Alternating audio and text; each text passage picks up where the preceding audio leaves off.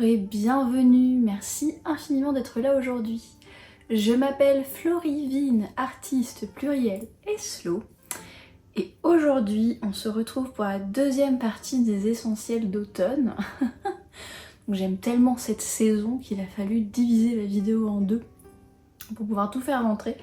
Donc si vous n'avez pas vu la première partie, vous avez sur la chaîne toute une vidéo d'essentiels où je vous parle d'activités rituelles d'automne, sorties culturelles, ce genre de trucs là, et où je vous parle de tout ce qui est vêtements, cosmétiques, bijoux et loisirs créatifs. Et aujourd'hui, du coup, on va faire les autres que j'ai pas eu le temps de vous montrer la semaine dernière, donc la papeterie, la maison et la culture. Et la culture, ça veut dire les livres et les séries, vous voyez. Donc commençons par la papeterie. Alors, concrètement, j'utilise la même papeterie toute l'année, hein, que ce soit pour mon bullet journal, pour mes différents journaux créatifs ou même pour mes illustrations, etc. Ce qui change en automne, ça va être les thèmes et les couleurs en fait. Donc d'avoir des trucs avec des feuilles mortes, d'avoir des tons de marron pour les feutres, ce genre de choses là. Donc la première chose, c'est que mon journal... Donc ce journal là, vous le connaissez peut-être si vous avez suivi mes vidéos bullet journal, je me suis offert ce printemps.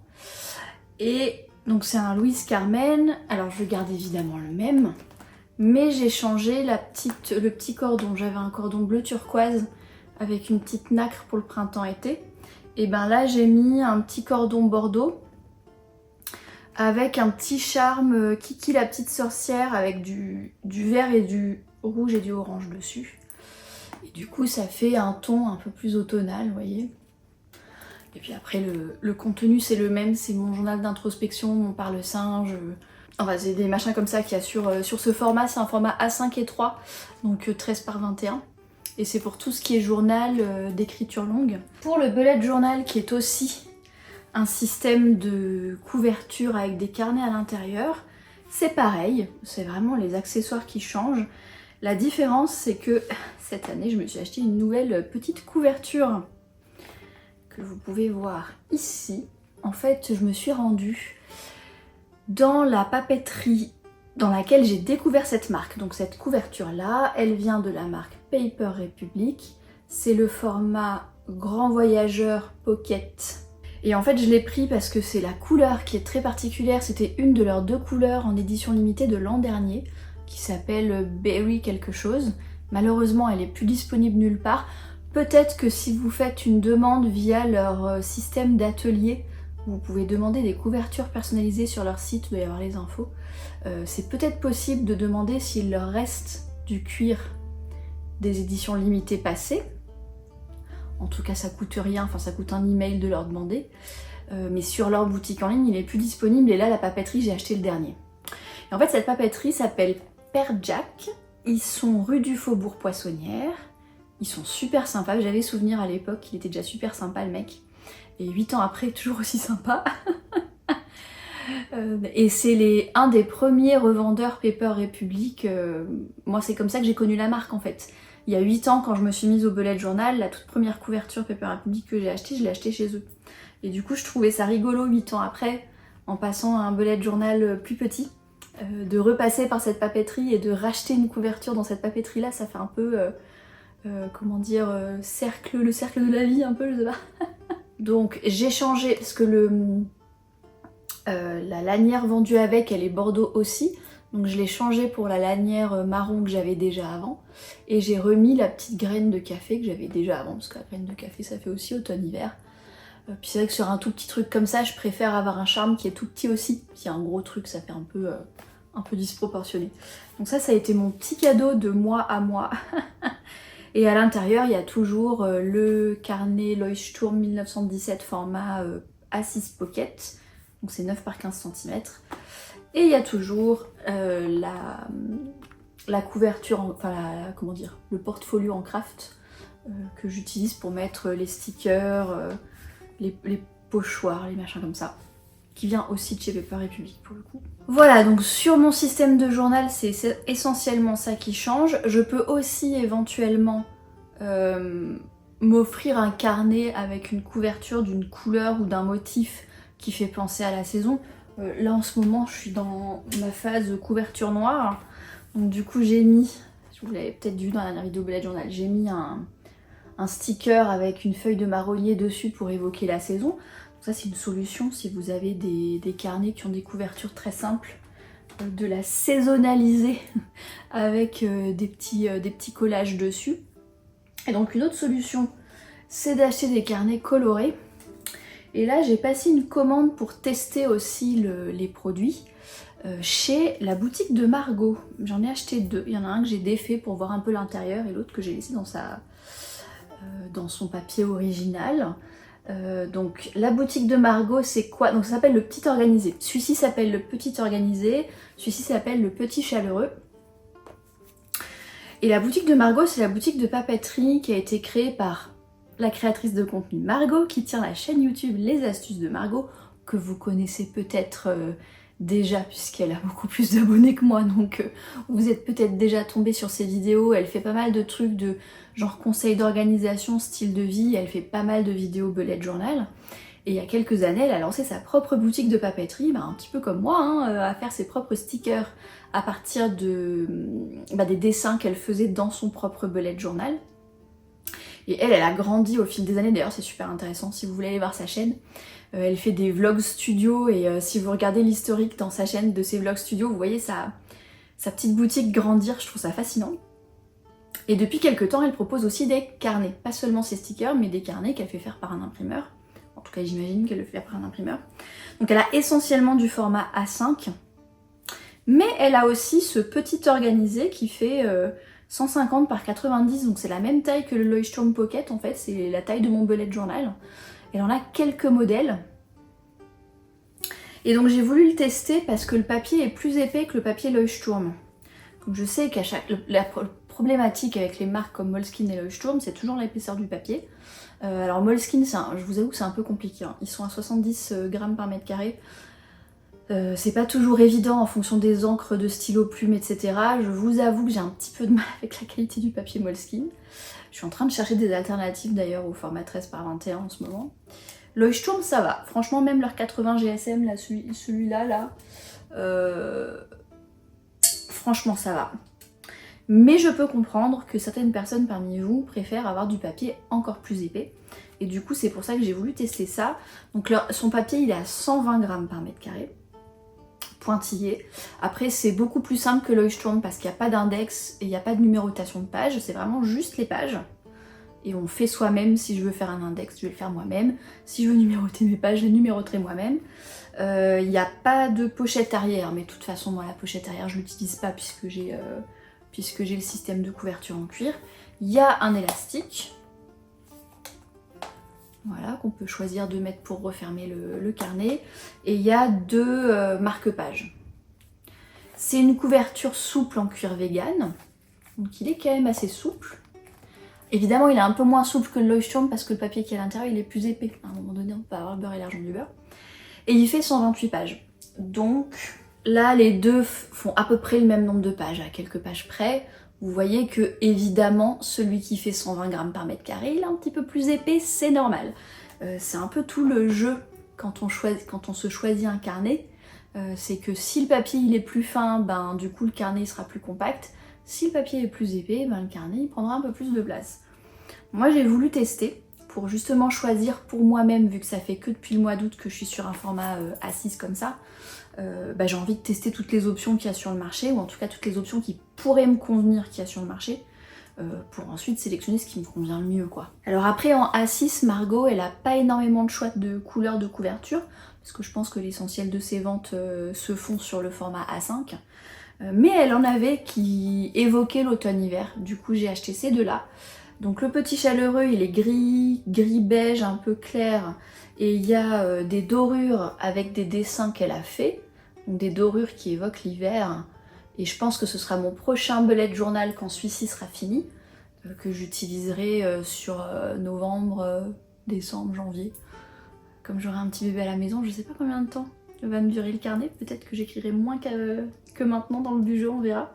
Et ça me permettra de tester le 120 grammes par mètre carré et de voir si je préfère avoir un papier plus épais ou si le papier Leuchtturm me convient. L'autre différence, c'est que le papier de celui-ci est très très blanc, alors que celui de Leuchtturm est plutôt ivoire, ça veut dire un blanc un peu crème qui tire un petit peu sur le jaune.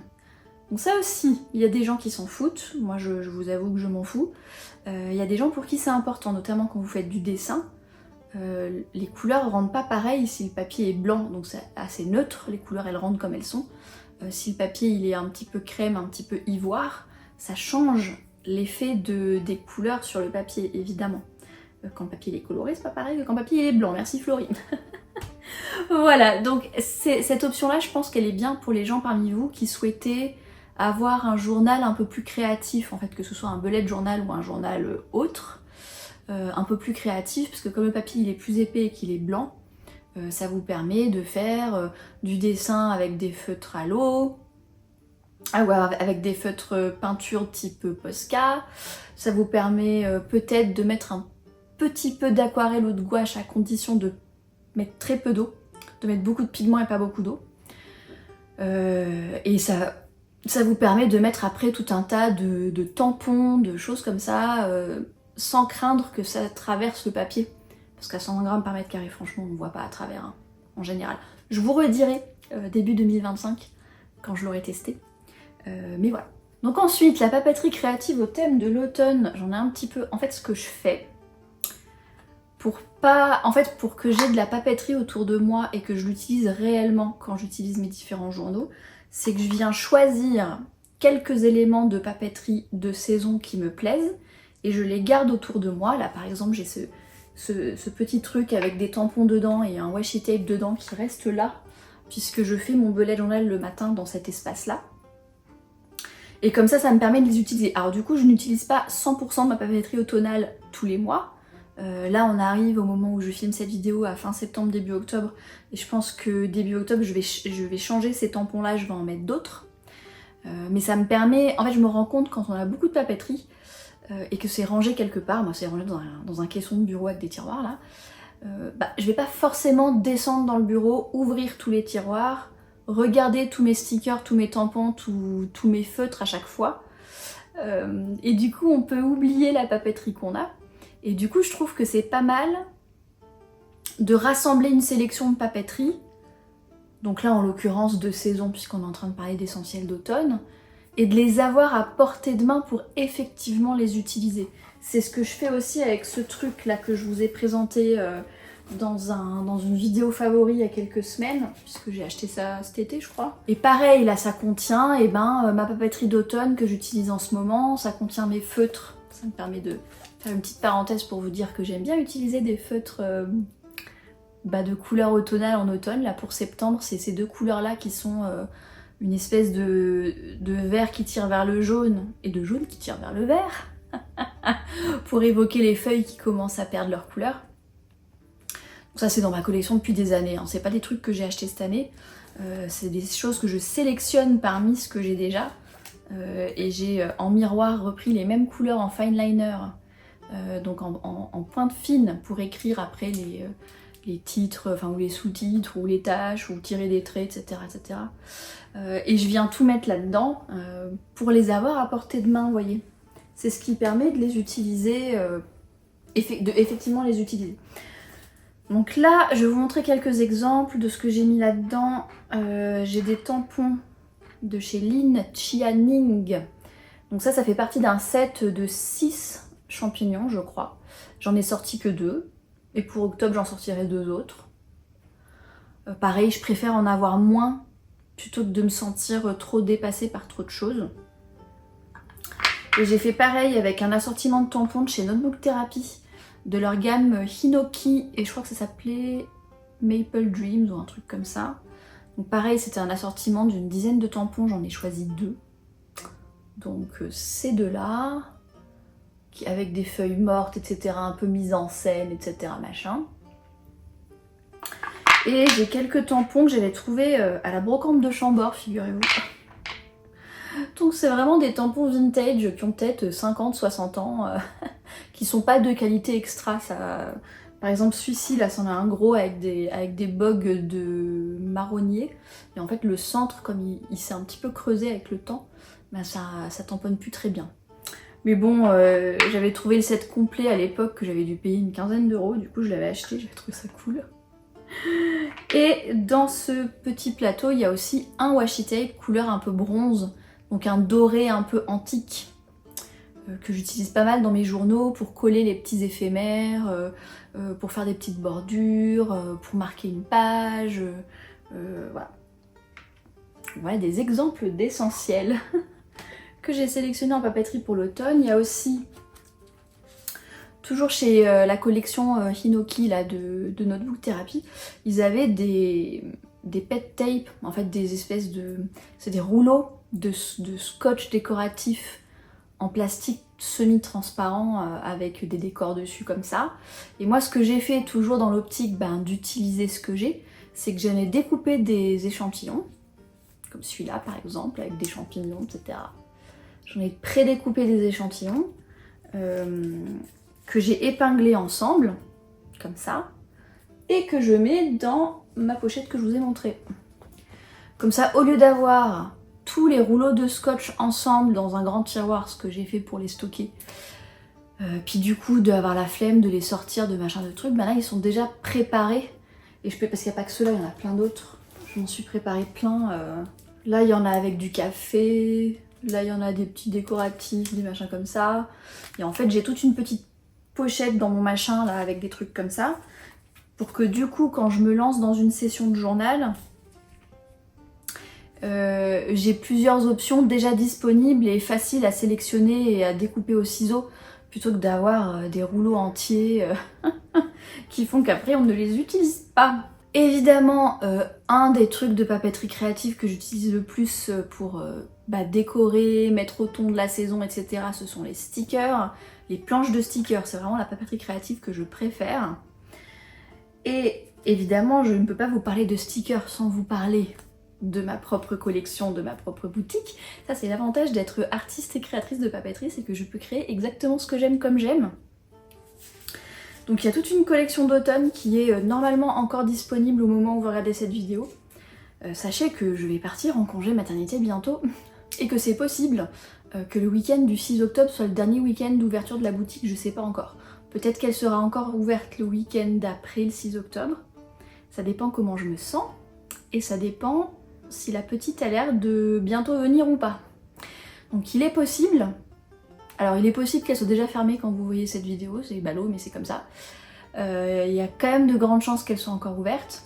Et début octobre j'ai prévu de remettre du stock sur les stickers d'automne parce qu'ils ont eu beaucoup de succès en septembre. Je crois qu'il y en a qui sont pas loin d'être en rupture de stock, si ce n'est déjà en rupture de stock.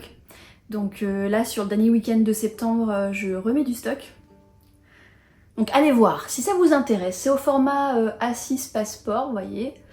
Il y a 2 assortiments de 4 planches au total à partir des aquarelles que j'ai peintes à la main au fil des années sur le thème de l'automne.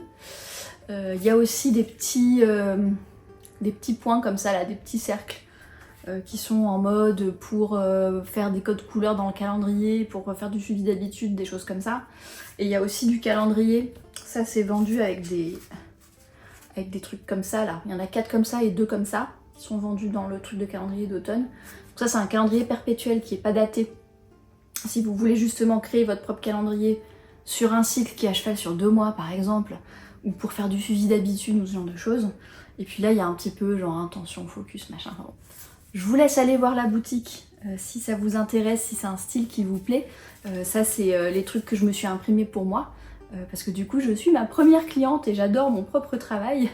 Je dis pas ça pour me vanter, hein, c'est juste que je suis fière de ce que je crée et ça me plaît et je l'ai créé en priorité pour moi-même. Après c'était pour les mécènes, après j'ai osé lancer une boutique pour que d'autres personnes en profitent. Et les planches de stickers elles ont beaucoup de succès sur la boutique, je suis assez fière de moi. Du coup je vous le dis si jamais vous ne l'avez pas encore remarqué et que la boutique est encore ouverte, je vous laisse aller voir. Toujours dans les stickers, j'ai découvert une nouvelle marque qui s'appelle Camio Japan. Et en fait, ils ont des stickers en papier japonais texturé avec les bords dorés. C'est absolument magnifique. Et pour le coup, le papier texturé comme ça, moi je peux pas en faire parce que j'ai pas trouvé de fournisseur qui fait ça à un prix raisonnable. Et puis les dorures, je peux pas les faire non plus. Donc du coup, c'est un style complètement différent du mien. J'ai découvert ça récemment et je vais vous parler où est-ce que j'ai acheté ça. C'est une papeterie en ligne française qui s'appelle Papeterie Makula. Ils sont à Gentilly, donc ils sont au sud de Paris. Ils ont pas un stock énorme. Enfin, c'est pas comme Miss O Paper, la marque de papeterie dont je vous parle souvent, qui est basée en Angleterre. Ou Miss O Paper, ils ont beaucoup de marques différentes, ils ont beaucoup de choses. Je passe souvent des commandes. Là d'ailleurs, il y a une commande que j'attends avec un calendrier 2025 japonais qu'ils avaient en stock. Papeterie Makura, c'est un petit peu plus réduit. Mais ils ont les marques japonaises qui sont peut-être difficiles à trouver en France, comme par exemple Midori. Ils ont les petits clips comme ça là, que je vous avais montré dans la vidéo Bullet Journal, les petits clips que j'utilise pour marquer mes pages. Dans la majorité des papeteries en ligne chez qui je commande, comme c'est un truc que j'ai acheté il y a plusieurs années, bah elles y sont plus. Chez Papeterie Makura, elles y sont encore. Donc ils ont pas mal de petits accessoires Midori comme ça. Ils ont toute la gamme Travelers Company, donc les couvertures en cuir et les carnets, les machins comme ça de la marque Travelers Company. Ils ont beaucoup de stylos plumes, on va y venir, j'en ai acheté un. Et donc ils ont quelques trucs de papeterie décorative, dont cette marque japonaise qui s'appelle Camio. Donc là je vais utiliser les champignons, je les ai pas encore déballés parce que je voulais vous les montrer d'abord. Mais je vais les mettre dans ma rotation de stickers maintenant que je vous les ai montrés. Et j'en ai profité pour en prendre plein d'autres. J'adore les thèmes qu'ils ont en fait, genre science, les légendes du monde entier, les arts, les minéraux. J'adore la planche des minéraux, elle est trop belle. Là il y a la papeterie, de l'astronomie pardon. Ouais, je trouve ça trop cool. Je suis très contente d'avoir trouvé un revendeur en France. Et puis alors ils sont ultra efficaces les mecs. Alors après, ils sont sur Paris, je suis sur Paris, j'ai commandé en pleine semaine ouvrée, mais j'ai été livrée en moins de 24 heures, hein, je vous le dis. Je crois qu'il y a la livraison gratuite en plus, au-delà d'une certaine somme pour la France métropolitaine. Si vous êtes ailleurs en Union Européenne, regardez leurs conditions de livraison dans l'Union Européenne. Si vous êtes en France, c'est un site qui est quand même une belle alternative pour éviter les droits de douane, les machins comme ça, et pouvoir acheter un petit peu de papeterie japonaise. Alors je vais reparler d'eux après parce que j'ai acheté un stylo plume, je vais finir avec mes stickers d'abord. J'ai quand même acheté quelques stickers sur la boutique de Margot en plus des cahiers. Elle en a quelques-uns au petit format comme ça, elle appelle ça C7. C'est assez proche de la taille des miens d'ailleurs. Ils sont un peu plus petits, vous voyez, un peu plus petits, un peu plus larges que les miens j'ai l'impression. Ouais. Mais c'est le même gabarit quoi si vous voulez, c'est format pocket. Alors elle a pas tout dans ce format là, mais elle avait tout un tas de petites citrouilles, donc j'en ai acheté plein, que je suis en train d'utiliser, ça je l'utiliserai plutôt en octobre, et comme vous pouvez le constater les autres j'ai déjà commencé à les utiliser. Ça me permettait de tester aussi un petit peu ces stickers à elle, et j'en ai acheté, je les ai pas là, mais j'en ai acheté aussi pour l'hiver, des flocons de neige, des petits bonhommes, enfin des pistes, des machins comme ça. Alors elle pour le coup c'est pas du semi-transparent comme je fais, c'est vraiment du papier blanc recyclé, papier à sticker blanc recyclé classique. Mais c'est vraiment sympa. Commencez à décorer mes pages avec. Si vous aimez son style, et puis si vous utilisez un carnet A5 et que vous pouvez acheter ces planches de stickers qui sont au format A5, pour moi c'est un peu trop encombrant A5, vous avez beaucoup de choix. Au fil des années, elle a beaucoup de design maintenant de stickers. Donc je vous réinvite à aller voir la boutique de Margot si ça vous intéresse. Et enfin, pour terminer la section papeterie de la vidéo, je me suis... alors déjà, j'utilise beaucoup de stylos encre. Depuis que je suis gamine, j'adore les stylos plumes. J'ai jamais arrêté d'en utiliser depuis l'école, en fait, ça m'a toujours suivi dans mes différents journaux. Donc ça fait 25-30 ans que j'utilise des stylos plumes. Et je vous avais parlé dans la vidéo des essentiels de journal de la marque Kaweco. Donc là, j'ai sorti mon Kaweco Skyline, Kaweco Sport Skyline, je sais pas quoi, couleur Fox, qui veut dire renard, et qui est un orange profond très automnal. Donc ce truc-là, j'ai dû le payer 25 €, vous voyez. Je vous invite à aller voir la vidéo des essentiels de journal si vous voulez en savoir plus là-dessus. Dans lequel j'ai mis l'encre Sunset Orange, qui veut dire orange couché de soleil, qui vient aussi de chez Kaweco. Et ça me permet de mettre des petits accents orange dans mes différents journaux pendant l'automne. Donc j'utilise depuis début septembre et je vais l'utiliser jusqu'à ce que la cartouche orange soit vide. Donc, probablement fin novembre, début décembre quoi. Non, fin octobre, début novembre. Mais je me suis acheté un autre stylo plume je me suis fait un grand plaisir. Donc chez Papeterie Makura, qui ont pas mal de choix de stylo encre, notamment de stylo encre de marque japonaise. Et je me suis offert ce petit stylo de poche de la marque Sailor. Couleur, ils appellent ça maroon, donc c'est un espèce de marron qui tire sur le bordeaux, qui est parfaitement accordé à ma nouvelle couverture en cuir. Et qui est dans mes tons d'automne préférés, hein. Les marrons rouges comme ça, c'est vraiment mes tons préférés. Et qui a une pointe fine de qualité en or massif 14 carats. Et en fait, c'est une introduction à une qualité de stylo plume supérieure. Alors, les stylos plumes, si vous connaissez, ça va de 20 € à 20 000 €. Et probablement des plus chers que ça. Mais c'est des gammes de prix qui sont extrêmement larges. Et d'un côté, moi, la majorité des stylos que j'ai, c'est des stylos comme ça. Comme je vous avais dit, je préfère payer 20-30 €, en tout cas moins de 100 €, et en avoir plusieurs et les changer avec la saison, etc. Mais là, j'ai voulu tester une gamme de qualité supérieure. Alors celui-ci, il coûte dans les 200 €. Et justement, je trouve que pour tester les stylos plumes un peu plus luxueux, ça reste un tarif raisonnable. Alors la marque Sailor, elle en a des moins chers aussi. Ils en ont à partir de 45 €, avec du coup des plumes en acier inoxydable et pas en or évidemment. Mais leur gamme de prix de cœur, c'est entre 2 et 400 € en fonction de si c'est des éditions limitées. Celui-là il est tout petit, il y en a des plus grands. Ils ont des plumes en or 14 carats, d'autres en 24 carats. Le corps est en résine. Les corps des différents trucs sont en résine. Et en fait, je trouve que c'est pas mal en rapport qualité-prix pour les personnes qui s'intéressent au stylo plume, qui en utilisent tous les jours et qui ont envie de tester la qualité d'écriture d'un stylo plume de luxe, mais qui n'ont pas envie de payer 800 € ou 2000 € ou 3000 € pour un stylo de luxe. Ce qui est mon cas. Moi, ça, c'est un peu le maximum. Je suis prête à payer peut-être jusqu'à 300 € un stylo plume de temps en temps pour une occasion particulière. Et je me suis trouvé une encre qui va avec. Donc là, c'est une marque canadienne qui s'appelle Ferris Wheel Press. Et l'encre s'appelle Steeped Umber ou ombre infusée. Donc là, c'est la boîte. Et là, c'est la bouteille d'encre.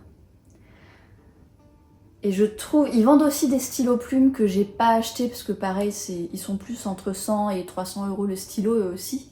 Donc il fallait faire un choix, j'ai choisi celui-là. Mais j'aime beaucoup leur Ferris Wheel, ça veut dire la grande roue, vous savez, dans les cirques et les machins comme ça, les foires et tout ça. Et ils ont toujours, voilà, enfin je trouve qu'ils ont un style graphique, esthétique qui est assez intéressant. Le bouchon, il ressemble à une espèce de boulon, tout ça, enfin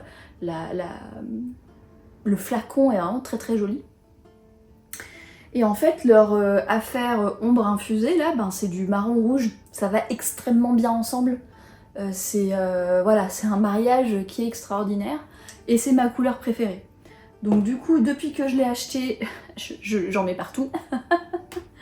Je sais pas si je laisserai toujours que cette encre là dedans. Peut-être qu'au fil des saisons, je changerai l'encre qu'il y a à l'intérieur de ce stylo. Mais j'ai l'intention de le garder avec moi toute l'année. C'est pas un stylo d'automne. Là, je vous le montre parce que je l'ai acheté en automne et parce que c'est une couleur d'automne. Mais il rejoint les 2-3 autres stylos que j'ai là dans ma pochette, qui sont des stylos plumes qui sont avec moi toute l'année en fait. Alors, la maison, j'ai bien fait de couper la vidéo en deux parce que rien que la papeterie, je vous ai parlé une demi-heure. La maison, alors d'abord, tout ce qui est mugs et boissons chaudes d'automne. Alors, j'ai pas beaucoup de mugs qui ont des dessins d'automne. C'est surtout avec les couleurs en fait que j'ai sélectionné mes mugs d'automne au fil des années. Ceux où il y a des dessins, c'est ceux-là. Qui sont, je pense, mes mugs d'automne préférés, qui viennent de la céramiste Terre Sauvage Céramique. Et j'avais pas pu choisir entre les deux, du coup j'avais acheté les deux. Donc avec les feuilles de chêne et les champignons. Donc ça c'est artisanal, c'est fait main. C'est super cool, c'est hyper automnal. Et ils sont assez grands pour mettre des boissons lactées à l'intérieur. Donc c'est vraiment mes préférés, ça fait des années que je les adore. Il y en a un autre qui est un petit peu figuratif puisqu'il y a un renard dessus, avec la queue du renard en guise de anse, Ça par contre c'est pas artisanal, ça vient de chez Anthropologie, j'ai dû l'acheter il y a 3 ou 4 ans. Ensuite 2 exemples de mugs orangés, où là c'est plus la couleur que vraiment la forme ou le dessin qui fait que c'est automnal, et franchement je les utilise aussi le reste de l'année. Celui-là il vient de chez Anthropologie aussi, celui-là il vient de chez HK Living. Anthropologie HK Living orange. L'année dernière j'avais acheté celui-ci, la marque c'est Bloomingville, et celui-là c'est vraiment un choix que j'ai pris par rapport à la couleur.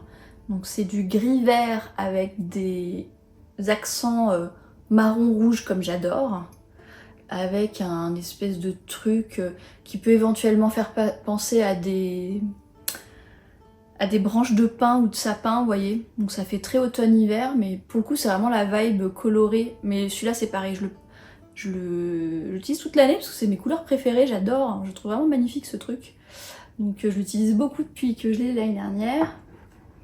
Et donc tous ces mugs là en général ce que je faisais c'est que j'allais les acheter dans ma fameuse journée automnale où je vais faire un tour et je m'achète des petits trucs, et ça c'était une récompense de Slow Raimo de l'année dernière par exemple. Et du coup cette année je pensais ne pas en acheter, mais j'en ai acheté un et j'ai acheté celui-là que je suis en train d'utiliser, de boire. Qui vient, je crois qu'il vient aussi de chez Bloomingville, j'avais pas fait le rapprochement mais c'est la même marque. Parce que je suis allée dans un magasin de cadeaux pas loin de chez moi qui s'appelle les Tata Flingueuses. Il y en a plusieurs dans l'Est parisien si ça vous intéresse. Ils ont voilà, magasin de cadeaux. Je suis allée acheter un cadeau pour les 30 ans de ma belle-sœur. Et ils avaient ce mug. Et du coup je me suis dit super, je vais quand même pouvoir avoir mon petit rituel de m'acheter un mug d'automne. Et là c'est pareil, vous voyez il y a un oiseau et des branches. Je sais pas si c'est particulièrement automnal, mais c'est les couleurs qui m'ont évoqué l'automne. Donc un bleu marine assez chaud avec des accents marrons et des petites feuilles qui sont jaunes qui font penser aux feuilles d'automne. Ça c'est les mugs. Je vais vous parler des thés d'automne que j'aime bien. Alors mon thé préféré pour toute l'année, mais comme c'est des épices douces, ça marche très très bien en automne. C'est le Pleine Lune de chez Mariage Frères. Alors là c'est le noir que j'ai. Je sais pas si vous allez voir grand chose. Mais c'est des épices douces, c'est pas comme du chai, vous voyez, ça sent un peu l'amande. D'ailleurs celui-ci, c'est systématiquement celui que je propose quand j'ai des invités à la maison, parce que je ne connais pas une seule personne que j'ai invitée chez moi qui n'a pas aimé ce thé, ou alors j'ai des amis extrêmement polis qui me mentent. Mais voilà, je trouve que ça passe très bien, il est très doux et en même temps il a un caractère particulier. Vous n'êtes pas obligé de l'acheter dans sa boîte, hein, parce que je crois que la boîte elle doit valoir 16 ou 18 €. Et si vous l'achetez en vrac par 100 grammes, ça doit être dans les 8 € les 100 grammes. La boîte elle fait 100 grammes. Du coup moi ça fait des années, enfin ça fait 15 ans que je l'ai cette boîte, ou 20 ans que je l'ai cette boîte. Je la recharge.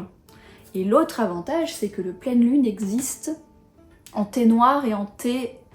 Je sais pas s'il existe en thé vert, mais je sais qu'il existe en thé noir et en thé rouge. Donc si vous ne buvez pas de thé noir, ou que vous ne buvez pas de thé noir l'après-midi par exemple, mais que vous adorez, comme moi, le Pleine Lune, il existe en version Rooibos sans théine, je l'ai aussi. Un autre thé que j'aime beaucoup en automne, c'est le Sweet Chai par Love Organic. Donc c'est du rooibos, des épices et du maté. Donc ça pour le coup c'est une tisane, il n'y a pas de théine dedans, c'est pour l'après-midi. Voilà comment ça se présente, c'est ma soeur qui me l'a fait découvrir celui-là. Et c'est parfait pour un thé épicé de l'après-midi. Par rapport aux pleines lunes, les épices sont plus prononcées, hein, c'est quand même du chai. Donc il faut aimer les épices du chai, mais ça reste doux par rapport à d'autres chai qui sont un peu puissants, vous voyez. Et du coup je trouve que c'est parfait pour un thé de petit goûter d'automne de l'après-midi. Un autre genre de thé que j'aime beaucoup en automne, c'est le thé fumé. Alors, thé fumé c'est très particulier, on aime ou on n'aime pas. Le goût du fumé, c'est quand même un goût très particulier. Je pense que vous savez si vous aimez ou si vous n'aimez pas. Là je vous ai sorti un exemple d'un que j'ai pas encore ouvert, qui est encore sous vide, de chez Mariage Frères. Ils ont toute une catégorie là de grands thés noirs fumés. Ils en ont 5 ou 6. Donc il y en a un que j'avais acheté qui s'appelait Hinoki, donc qui était fumé au bois de... Comment on dit Hinoki en français? Cyprès. Un bois de cyprès du Japon, que j'ai terminé, il n'y a que 50 grammes dedans, donc ça se termine assez vite. Puis une fois que vous l'avez ouvert, là il est sous vide, donc on peut le garder tant qu'il est sous vide. Une fois qu'il est ouvert, c'est quand même bien de le boire. Après ça, c'est pas le thé du petit déjeuner du matin, puisque c'est un thé qui coûte dans les 40 € les 100 grammes. Ça c'est 50 grammes dedans, ça vaut un peu moins de 20 € je crois. Donc c'est plutôt de temps en temps pour se faire plaisir. Donc ils en ont 4 ou 5 différents chez Mariage Frères. Autrement, le thé fumé, il est devenu difficile à trouver depuis que les normes européennes ont changé sur je sais pas quoi, de particules de charbon dedans, machin truc. Mais un revendeur en France qui en fait du bon, c'est les Thés sur Terre qui est basé à Lyon et qui ont normalement un site web. Je vous mettrai ça dans la description. Et ils ont le Lapsang Souchong qui est le thé fumé classique, fumé au charbon de Chine, etc. Et ils ont aussi quelques autres thés fumés, notamment un thé fumé Assam d'Inde, fumé au bois de cèdre ou de hêtre, je sais plus, que j'ai testé aussi et qui est super bon, qui était ma tasse d'avant celle-ci. J'arrive à la fin là. De ce thé fumé, j'ai plus de Lapsang Souchong non plus, c'est la catastrophe, il n'y a plus de thé fumé à la maison. Mais voilà, ça fait partie des thés d'automne que j'adore. Et ensuite, pour vous citer d'autres boissons lactées, enfin d'autres boissons chaudes, j'aime beaucoup les boissons lactées. Donc le matcha latte, donc c'est de la poudre de matcha avec du lait animal ou végétal que vous fouettez là. Si vous connaissez pas, vous pouvez regarder sur internet, je suis sûre qu'il y a plein de vidéos qui montrent comment faire du matcha latte. Le chai latte aussi, que je préfère faire si je peux dans une casserole avec les épices qui infusent effectivement dans le lait. Et puis une fois que les épices sont infusées dans le lait, on éteint le feu et on met le thé et on laisse infuser le thé là-dedans. Et après on filtre. Moi ce sont mes chai latte préférés quand ils sont maison comme ça. Et comme ça prend 50 ans, c'est un peu la boisson du goûter du dimanche après-midi quand on a le temps de passer 20 minutes à préparer son thé, vous voyez. C'est pas la petite boisson de la pause de travail, quoi. Et sinon après il y en a, j'aime beaucoup le golden latte aussi qui est à base de curcuma. Et après, il y a des marques qui vendent des machins tout prêts comme ça. Donc là, c'est une préparation de golden latte au gingembre, où il y a déjà tout dedans. C'est-à-dire qu'il y a déjà les épices, il y a déjà le sucre aussi. Par contre, il faut mettre du lait avec, hein. Lait ou boisson végétale, chaud ou froid. Mais il y a les épices et le sucre. Donc c'est un truc qui est déjà sucré. Et j'avais acheté, vous avez dû le voir dans un vlog passé, le même concept en chai latte. Mais en fait, qui coûtait super cher et que j'ai arrêté d'acheter. Voilà. Pour les boissons préférées dans la maison. Un autre grand essentiel de la maison en automne, ce sont les bougies parfumées. Là c'est pareil, c'est des trucs que je fais brûler toute l'année. En ce moment j'ai celui-là, là, un soir à l'opéra, la Bayadère, j'ai acheté ça à la boutique de l'Opéra Garnier à Paris. Qui a une odeur un peu exotique, mais un peu, justement ça me fait un peu penser au chai. Une odeur un peu épicée, exotique, machin, que je trouvais que ça allait bien pour l'automne, qui est pas tardé à être fini d'ailleurs. Et donc au fil des années, je préfère les marques de bougies artisanales si je peux. Donc quand j'en trouve dans des petits magasins, des choses comme ça, eh bien j'achète des senteurs qui m'évoquent l'automne-hiver. Parce qu'évidemment, j'en ai des senteurs d'été, hein, genre par exemple la feuille de figuier, ce genre de truc. Mais c'est vrai que les bougies parfumées, j'en fais beaucoup plus brûlées en automne-hiver qu'au printemps-été évidemment. Donc dans les marques que j'aime, il y a Sior, C-Y-O-R, qui est une marque alsacienne, qui est la marque aussi qui fait le diffuseur qu'il y a derrière moi là, où c'est un excellent rapport qualité-prix, parce que je crois qu'elles valent moins de 20 €, les bougies de cette taille-là. Là j'en ai pas parce que j'ai tout brûlé, il n'y a plus. Et ils ont pas mal de senteurs différentes, ils ont des senteurs automne, plus hivernales qu'automnales, ils ont des trucs un peu de Noël, etc. Et c'est une marque alsacienne locale. Je vous mettrai le lien vers leur site en ligne, je sais pas s'ils vendent à distance. Je pense que c'est possible qu'ils vendent à distance. Autrement, une marque artisanale que j'aime beaucoup, pour le coup c'est très artisanal parce que c'est une personne toute seule comme moi avec Café aux étoiles. C'est Charlotte Friday. Alors moi j'avais acheté l'an dernier. Du coup ça c'est une bougie de sa collection de l'an dernier quand elle s'appelait encore Slow Sunday. Et je crois qu'elle a changé. Maintenant ces bougies elles sont dans un contenant ambré. Mais elle a toujours les odeurs, là c'est Pumpkin Spice. Mon préféré de chez elle c'est Falling Leaves, qui est une odeur de sous-bois automnal absolument extraordinaire. Elles sentent super bon ces bougies. Celle-ci elle sent le goûter d'automne. C'est incroyable. Donc ça c'est des bougies que j'avais achetées l'an dernier pour le Slow Raimo, et comme j'avais pas fini mon truc, je les avais jamais piochées, du coup je les avais jamais brûlées. Du coup je les ai ressorties cette année. Et donc à l'époque elle était en Angleterre et je m'étais faite bastonnée de frais de port et de frais de douane. Entre temps, elle a déménagé en France, donc je vous mettrai le lien vers sa boutique. J'ai bien peur que ces senteurs d'automne soient déjà en rupture de stock au moment où sort cette vidéo, hein, parce que comme c'est une toute petite boutique, ben, elle a des tout petits stocks. Mais je vous invite à découvrir son travail. Elle va sûrement sortir une collection d'hiver. Et franchement, je suis très très contente. C'est un excellent rapport qualité-prix. C'est artisanal, ça permet de soutenir une petite artiste artisane. Donc si vous aimez les bougies parfumées, je vous invite à la découvrir. Qu'est-ce qu'il y avait d'autre comme marque de bougies dont je voulais vous parler?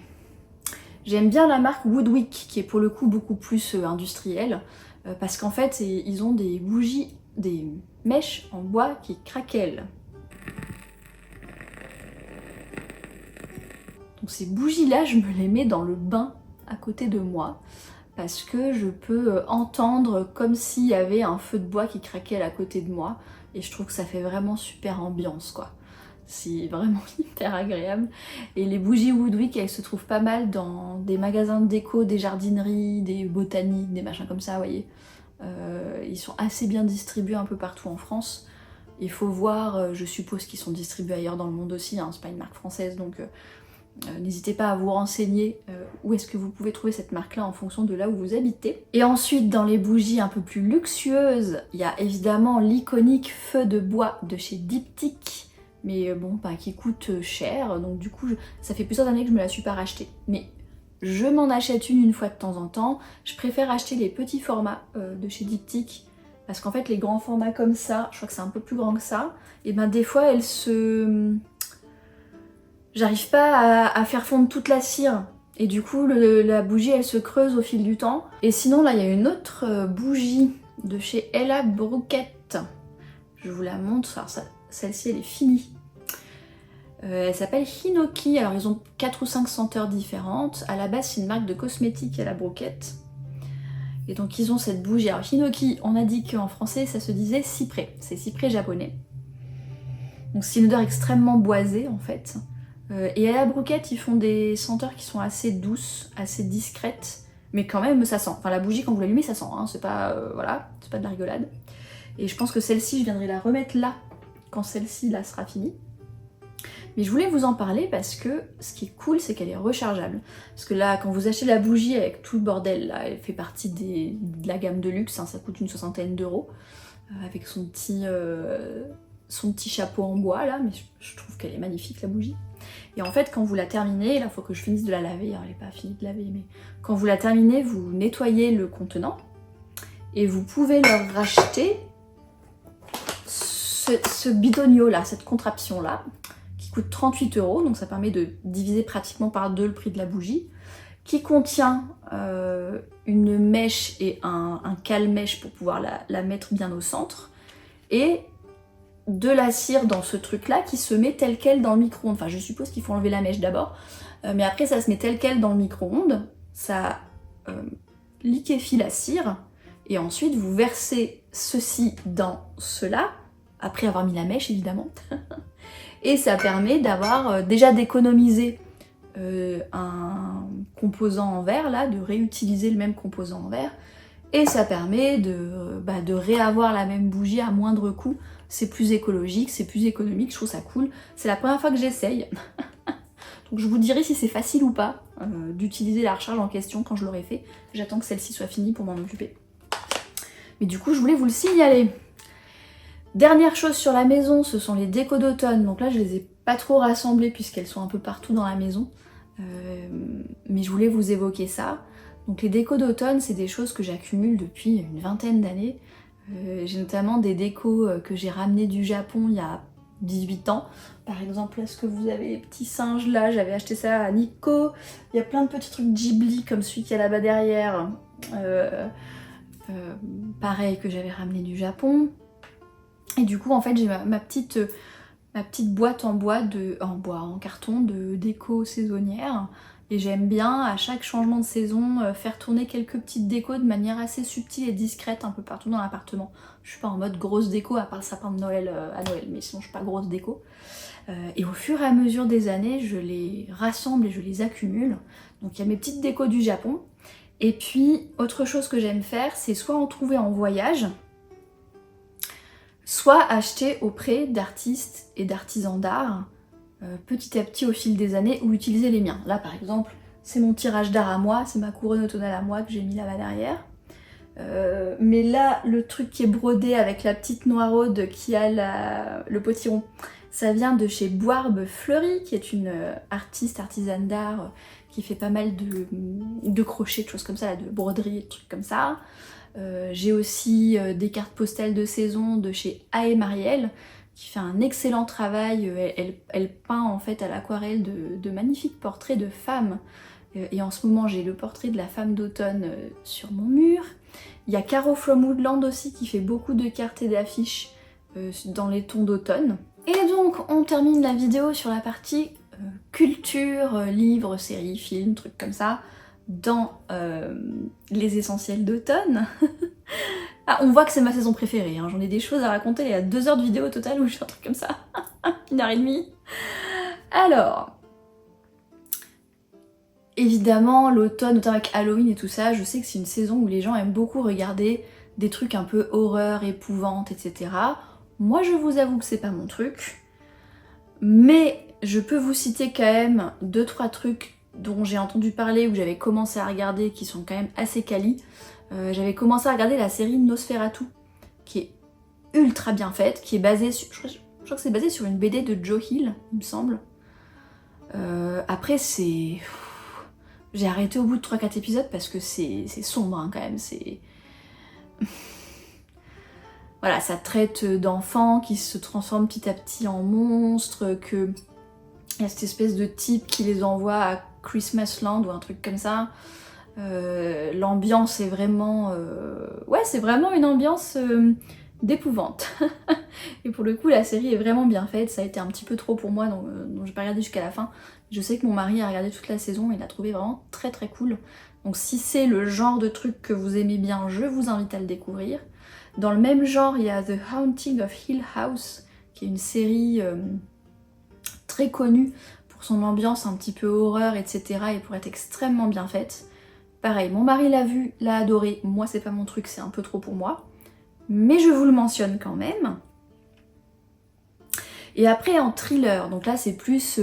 moi je vais plus me tourner pour l'ambiance un peu épouvante vers, vous savez, du polar nordique qui se passe quelque part, genre au Danemark, en Suède ou en Islande, en automne-hiver, où il fait froid, où il y a des tueurs en série, des machins comme ça. Moi j'ai plus aller vers ce genre de truc là. Et je peux vous conseiller le livre et la série, puisque le livre a été adapté en série, qui s'appelle Octobre, qui se passe à Copenhague il me semble, et qui met en scène un tueur en série qui laisse des petits bonhommes fabriqués à partir de marrons sur les scènes de crime, et qui tue des femmes qui ont des mères en fait qui ont des problèmes avec l'éducation de leurs enfants. Enfin bon voilà, je vais pas vous en dire plus. Mais en tout cas c'est donc un livre complet autour de ce tueur en série, c'est-à-dire qu'à la fin on découvre qui c'est tatitata, enfin c'est une enquête entière quoi. Et ils en ont fait une saison où on retrouve la même enquête et la même histoire en série télé. Donc en fonction de si vous préférez les livres ou les séries, je vous invite à découvrir soit le livre, soit la série Octobre. Ensuite, il y a des séries avec des ambiances un petit peu gothiques, Halloween, machin, sans que ce soit des séries d'horreur. Et moi, je vous avoue que je vais plutôt me tourner vers ce genre de séries-là. Et pour vous en citer quelques-unes, il y a la série Sabrina, qui doit avoir 3 ou 4 saisons et qui est, je crois, terminée. Même si Sabrina, elle a 16 ans ou 17 ans, c'est un truc un petit peu ado, etc. Moi, j'ai beaucoup apprécié de la regarder en tant qu'adulte. Il y a la série Mercredi qui est sortie l'année dernière, il y a une saison, je sais pas s'il y a une saison 2 cette année, mais l'année dernière il y a la saison 1 qui est sortie, j'avais beaucoup aimé l'ambiance. Donc c'est Mercredi de la famille Addams en fait, hein, où ils ont fait une espèce de reboot où c'est elle l'héroïne. Pareil c'est un petit peu young adult parce qu'elle est pas vieille, hein, elle doit avoir 18-20 ans. Je sais plus si c'est un lycée ou une université où elle est. Elle doit avoir dans les 18 ans. Et où là c'est vraiment l'ambiance, magie, gothique, etc. Ils ont ressorti Christina Ricci dans un des rôles, elle qui avait joué Mercredi dans le film d'il y a 30 ans. Vraiment sympa. Si vous aimez la famille Addams, c'est vraiment sympa. Bah d'ailleurs, les différentes séries animées ou avec des acteurs et films La famille Addams, ce sont également dans le côté culture un truc très intéressant à regarder ou à revoir, un peu par nostalgie à cette époque de l'année. Et après j'avais bien aimé la série Lock and Key aussi, qui est aussi je crois basée sur une BD de Joe Hill, je voudrais pas dire n'importe quoi, il me semble que c'est dans le même univers que Nosferatu d'ailleurs, mais qui est beaucoup moins horrifique. Nosferatu c'est vraiment horrible. Lock and Key c'est plus jeunesse puisque les héros ce sont des adolescents qui emménagent dans un manoir, enfin leur mère emménage avec eux dans un manoir, et en fait ils trouvent des clés où du coup les clés elles sont toutes particulières et elles ouvrent des serrures particulières et elles donnent des pouvoirs particuliers. Et j'ai trouvé ça hyper intéressant en termes d'ambiance quoi, ce manoir avec ses clés, ces mystères et tout ça. Et ensuite, en termes de lecture, j'aime beaucoup tout ce qui est urban fantasy avec des sorcières en automne, des sorcières, des magiciens, des machins comme ça, vous voyez. Donc par exemple, pour vous en citer quelques-uns que je connais, que j'ai lus, je vous en avais déjà parlé, il y a Sorcerers and Saints par Emi Kuivalainen, qui est un truc auto-édité, il existe peut-être qu'en anglais, donc je vais pas m'appesantir dessus pendant 15 000 ans, mais en gros l'héroïne c'est une sorcière. Non, c'est une sainte, ils appellent ça une sainte. C'est lui qui s'appelle sorcier. C'est une sainte qui tient un salon de thé et qui est capable de guérir le deuil des gens. Alors guérir dans le sens, on l'oublie pas, mais dans le sens où on arrive à le traverser en fait, en leur préparant un thé particulier. Donc les gens ils arrivent dans leur salon de thé de manière un petit peu... C'est la magie qui les amène dans ce salon de thé. Elle leur prépare leur thé avec les ingrédients propres à la personne. La personne va vider son sac et va pleurer, va vraiment voilà, digérer son deuil quelque part et va repartir de son magasin un petit peu plus léger et en ayant oublié son existence. Donc c'est quelqu'un qui est très seul. Et donc ça se passe à Melbourne de nos jours, et donc il y a un sorcier qui est attiré par son salon de thé qui arrive chez elle, mais qui ne l'oublie pas. Et c'est une histoire d'urban fantasy, des histoires de problèmes avec la magie à Melbourne, etc. Et c'est en même temps une histoire d'amour entre les deux. J'avais beaucoup aimé ce bouquin. Dans le genre urban fantasy un peu romantique, je suis en train de lire, il est là, La société secrète, la société très secrète des sorcières irrégulières par Sangu Mandana. Je suis en train de le lire, j'en suis encore qu'au chapitre 3. Mais c'est très cosy. J'ai l'impression qu'il y a une romance qui se crée entre les deux personnages principaux. C'est une ambiance super agréable, super sympa. Elle va dans un cottage au nord de l'Angleterre avec une petite famille retrouvée quelque part. Donc c'est des gens qui sont pas forcément liés par les liens du sang, mais qui ont reconstitué une famille entre eux. C'est cosy, c'est réconfortant, c'est automnal, c'est super. Et après, dans de l'urban fantasy plus aventure, je sais que j'aime beaucoup les séries Guild Codex par Annette Marie. Il y en a plusieurs qui sont traduites en français. Donc il y a la série Tori Dawson, qui est la première série qu'elle a écrite. Il y a la série Robin Page, qui vient s'emmêler avec les derniers tomes de la série Tori Dawson. Et je sais qu'il y en a deux autres que j'ai pas encore lus. Mais je vous cite au moins Tori Dawson et Robin Page, parce qu'il y a vraiment un côté... Harry Potter pour adultes, un petit peu. Parce qu'en gros, c'est des magiciens qui sont dans des guildes et qui font genre chasseurs de primes de démons, vampires, fées et compagnie. Qui sont dans des classes de mages en fait. Il y en a des élémentaux, des arcanes, des sorcières, des invocateurs de démons, des machins comme ça. Et donc dans Tori Dawson, c'est Tori qui est humaine et qui est propulsée dans cet univers-là. Dans Robin Page, elle découvre que sa famille sont des invocateurs de démons qu'elle n'était pas au courant. Et elle se retrouve liée à un démon, entre guillemets, sans faire exprès, par accident, quoi. Et je trouve que les deux séries font très ambiance automnale, c'est vraiment super. Surtout la série Robin Page, qui a un petit côté cosy. Ça reste de l'urban fantasy d'aventure, hein. C'est pas du cosy mystery. Mais Robin Page, c'est un personnage qui est très introverti, elle est toute petite, avec des gros pulls, des grosses lunettes, elle adore lire et tout ça, et elle cuisine des cookies et des gâteaux pour son démon, parce que ça fait partie de leur contrat, vous verrez. Donc il y a un côté un petit peu plus automnal, je trouve, à cette série-là. J'ai lu 3 tomes sur les 4 et j'essaie de faire durer le plaisir, mais je pense que les 2 séries, je vais les terminer cet automne-hiver. Et franchement je vous les conseille, elles sont topissimes.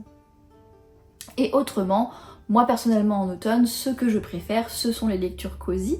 Donc je suis bien contente que ce soit à nouveau à la mode depuis quelques années.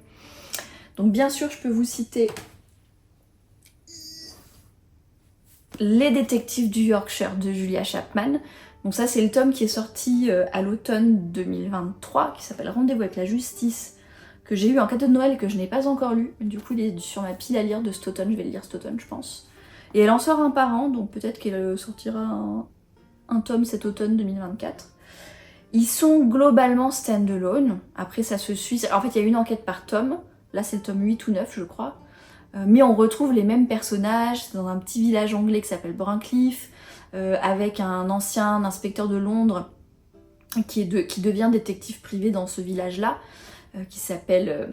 je crois qu'il s'amusait avec une légende, ouais c'est ça, c'est Samson et Delilah. Donc Samson c'est l'ancien détective de Londres qui devient détective privé dans ce petit village de Brincliffe, et Delilah, elle tient une agence de rencontres amoureuses. Et donc tous les deux, ils s'allient pour mener des enquêtes. Après, quand on arrive sur les tomes 7-8, c'est quand même mieux d'avoir lu les tomes précédents. Parce que c'est des tomes où ils résolvent un petit peu les énigmes fil rouge qu'on voyait transparaître au fil des tomes.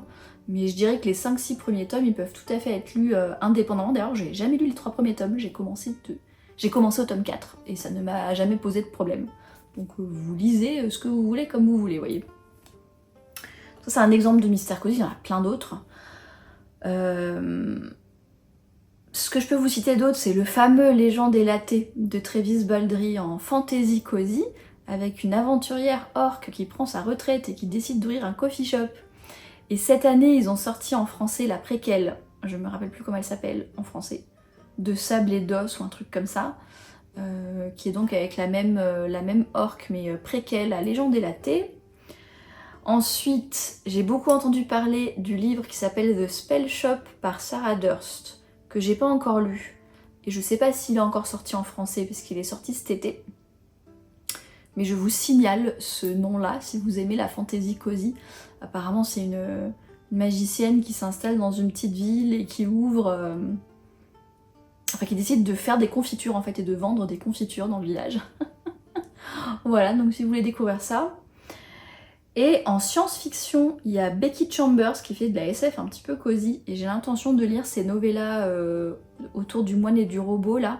Donc Un psaume pour les recyclés sauvages, je crois que le tome 1 s'appelle. Et il y en a 2 ou 3, c'est des petites novellas. Et elle a aussi écrit des romans qui commencent par l'espace d'un an. Il y en a 4 ou 5 maintenant, mais ils sont tous indépendants les uns des autres. Et c'est de la science-fiction un peu solarpunk, optimiste, en même temps un peu cosy, très centré autour des personnages et de leurs relations. Je trouve ça vraiment réconfortant comme lecture, j'aime beaucoup. Ah oui, et je vais terminer là-dessus. J'ai découvert une fantasy romance / monster romance cosy que j'ai lue là le mois dernier, qui s'appelle That Time I Got Drunk and Saved a Demon. Donc cette fois-là où j'étais bourrée, j'ai sauvé un démon. Je suis pas sûre qu'il soit traduit en français puisque c'est de l'autopublication, mais en fait c'est de la fantasy épique mélangée avec de la monster romance. Donc ça veut dire une aventure romantique entre une humaine et un personnage monstrueux, donc en l'occurrence un démon. Et en fait j'ai rigolé à gorge déployée en lisant ce bouquin parce qu'elle se moque en fait des codes de la fantasy épique. L'héroïne s'appelle Cinnamon, ça veut dire cannelle. Et sa famille tient un champ d'épices, et notamment un champ de cannelle. Et sa meilleure amie s'appelle Brie, et elle tient le stand de fromage du marché. Et je crois que Brie, c'est l'héroïne du tome 2, que je me suis mis dans la pile à lire pour cet automne. Et elle se moque énormément de ce côté fantasy épique, où il y a des dieux qui choisissent leurs champions pour aller battre les démons, etc. Enfin, il y a un côté très très léger. Ça fait très rom-com en fait, un peu comédie romantique, mais en version fantasy. Et en version relation avec un personnage non humain. C'est un petit peu érotique sur la fin, hein, je vous préviens. Mais il y a ce petit côté hyper rigolo, hyper cosy, j'ai adoré ma lecture. Donc si c'est le type de lecture qui vous plaît, que vous lisez l'anglais, je vous invite à découvrir That Time I Got Drunk and Saved a Demon. Voilà pour cette deuxième partie des essentiels d'automne. J'espère que vous avez pris autant de plaisir à regarder cette vidéo que je n'en ai pris à la tourner. Et ça me permet de vous laisser sur des contenus d'automne avant de partir en congé maternité, donc je suis très contente. En tout cas, merci infiniment de l'avoir regardé jusqu'au bout, merci d'être là et de répondre présent aux différents contenus que je vous propose. Il continuera à y en avoir pendant mon congé maternité, peut-être pas toutes les semaines, on verra. Mais je suis en train de tourner des vidéos d'avance, donc vous me verrez un petit peu cet automne-hiver, même si moi je serai occupée avec ma petite famille. Voilà, merci infiniment d'avoir vu ça jusqu'au bout. Je vous souhaite une belle journée, une belle soirée, un bel automne si vous vivez dans une région qui est actuellement en automne. Et sinon, profitez bien des plaisirs de votre saison à vous. Et je vous dis à la prochaine!